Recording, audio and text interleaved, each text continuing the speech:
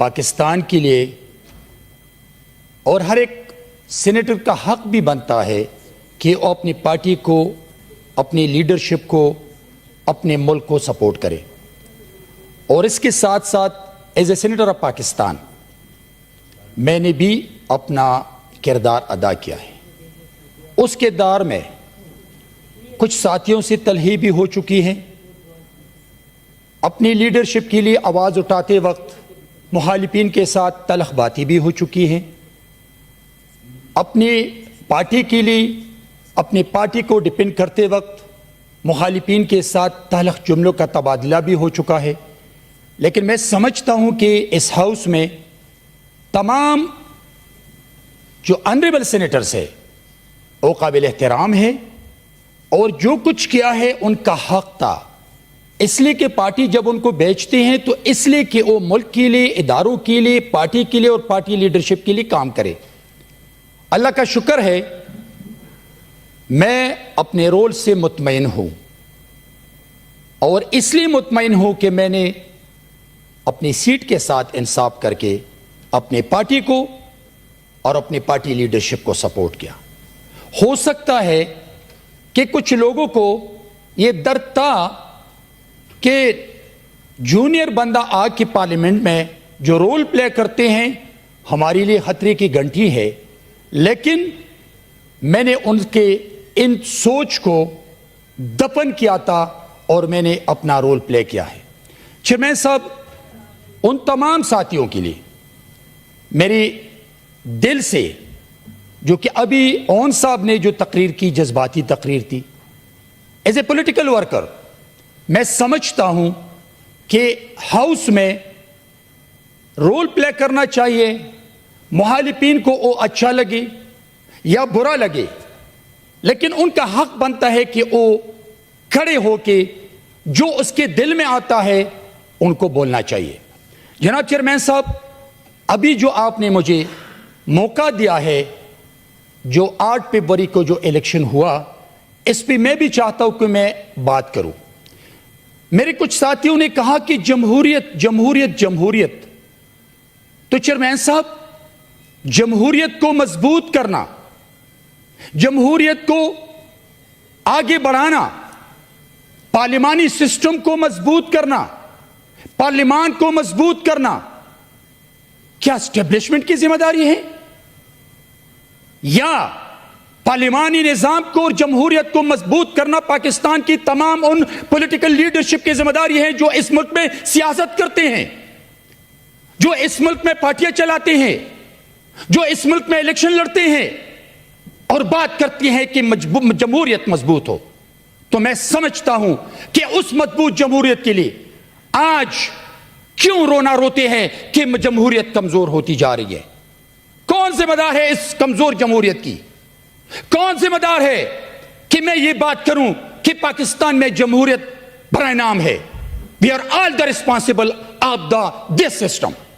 اگر ہم چاہتے ہیں کہ سسٹم کو مضبوط ہو، اگر ہم چاہتے ہیں کہ رات کے اندھیرے میں کسی کے در پر نہ جائیں، اگر ہم چاہتے ہیں کہ ووٹ کے ذریعے میں منتخب ہو جاؤں، اگر ہم چاہتے ہیں کہ ووٹ کو طاقت دیں، تو پھر ہم رات کے اندھیرے میں اپنے گھروں میں اپنے ووٹرز کے ساتھ، اپنے پارٹیوں کے ساتھ، اپنے عوام کے ساتھ جا کے ووٹ مانگے اور پھر ہم ووٹ جیتے. لیکن کیا آج میں نے مختلف باتیں سنی کہ حقیقی نمائندوں کو ہروایا اور چور ڈاکو لٹیرے ہیروئن کو جتوایا. جناب چیئرمین صاحب، وہ کون ہے؟ کون تھے جو اسمگلر کو جتوایا ہے؟ کہاں تھے آپ؟ الیکشن سے پہلے آپ نے اس پہ آواز کیوں نہیں اٹھائی؟ اس لیے کہ آپ بھی اس امید سے تھے کہ مجھے بھی کچھ حصہ مل جائے، اس لیے آپ خاموش تھے.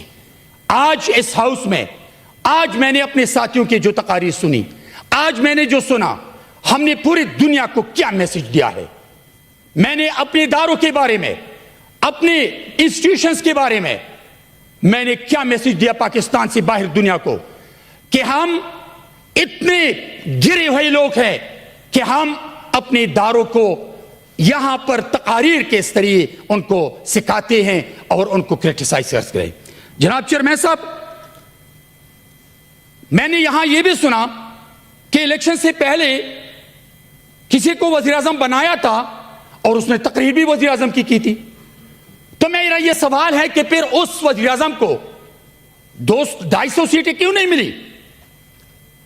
میں یہ چاہتا ہوں چیئرمین صاحب کہ تقاریر کے حد تک ہم اس سسٹم کو خود تباہ و برباد کر رہے ہیں اور اس سسٹم کو ہم نے زمین بوس کیا ہے.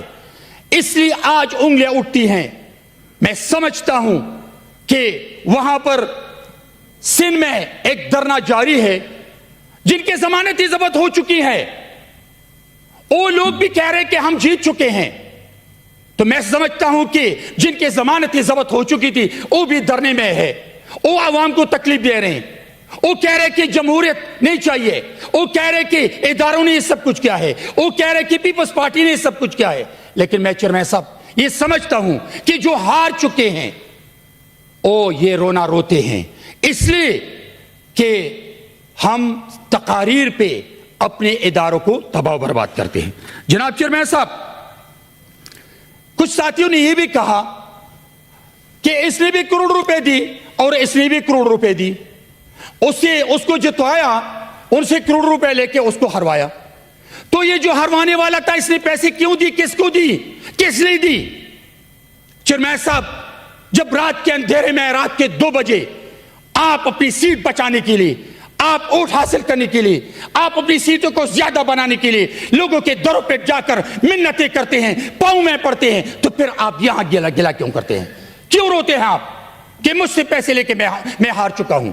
اگر پاکستان کی تمام سیاسی جماعتیں، اگر پاکستان کے تمام سیاستدان، اگر پاکستان کے تمام پالیٹیشین ایک پچ پہ آ جائیں، ایک بات کریں اس سسٹم کے لیے، جمہوریت کے لیے، پارلیمان کے لیے، اداروں کے لیے اور پاکستان کے 24 کروڑ غریب عوام کے لیے، تو پھر کوئی طاقت ایسی نہیں ہے کہ وہ آپ کی ووٹ کو چوری کرے.